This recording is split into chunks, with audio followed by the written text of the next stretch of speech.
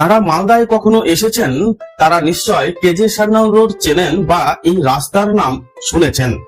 মালদার অন্যতম বিখ্যাত রাস্তা এটি। এই কেজে সান্যাল অর্থাৎ কৃষ্ণজীবন সান্যাল ছিলেন সেই কানসাটের কুজা রাজার পোষ্যপুত্র। তিনি মালদহ জেলা স্কুলে পড়াশোনা করাকালীনই জড়িয়ে পড়েন ভারতের স্বাধীনতা আন্দোলনে। বিশিষ্ট স্বাধীনতা সংগ্রামী বারিন ঘোষ, উল্লাসকর দত্তদের সংস্পর্শে এসে যুক্ত হন যুগান্তর দলে। ক্ষুদিরাম বসু ও প্রফুল্ল চাকি কিংসফোর্ডকে হত্যার উদ্দেশ্যে 1908 সালে বোমা ছুড়লে পুলিশ কলকাতায় বিপ্লবীদের বিভিন্ন গোপন আস্তানায় রেড করে কৃষ্ণজীবন সান্যালের নামে কিছু নথি পায় এবং সেই সূত্র ধরে পুলিশ তাকে গ্রেপ্তার করলে চিত্তরঞ্জন দাস কৃষ্ণজীবনের হয়ে মামলা লড়েন। এই বিপ্লবী কৃষ্ণজীবন সান্যাল মালদার এই দুর্গাপূজার সাথে সরাসরি